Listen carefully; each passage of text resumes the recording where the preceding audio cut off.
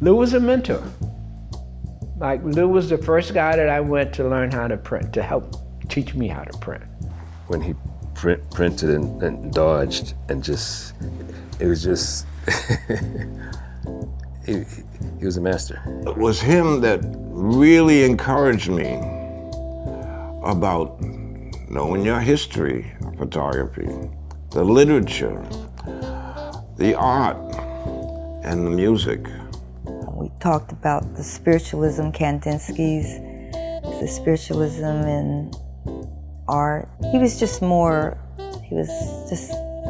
unique, beautiful spirit, as I could say about Lou. And as I was walking up the street, I saw a photographer a couple of yards in front of me. He had a portfolio in his hand and this fancy Chesterfield coat with a fur collar. I said, oh boy, he's a photographer. He probably going to the Kamoinge Workshop. And it turned out to be Louis Draper. So Louis Draper was the first photographer I met, outside of Roy, of course, of the Kamoinge Workshop. I would just come to meetings and there would be long lapses in my economic world. And I'd shake hands with Lou, and I realized he just slipped me a $20 bill. I never asked him for any money, I never asked for that, but he just gave it, he just looked at me and said, I guess he's hungry or something. Louis was funny too. He'd say funny things from time to time. You know, he had jokes.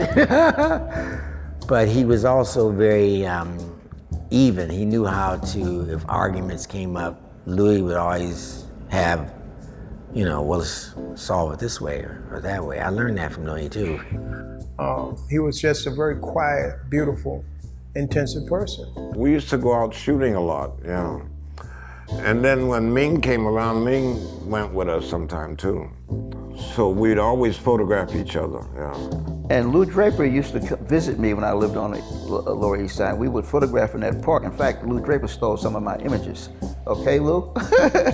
And I think when you look at Lou's images, you'll see how timeless his images are. I see surrealism, I see art, his consciousness of art and design. I don't see a period piece. He was a real artist, and he was a real giver.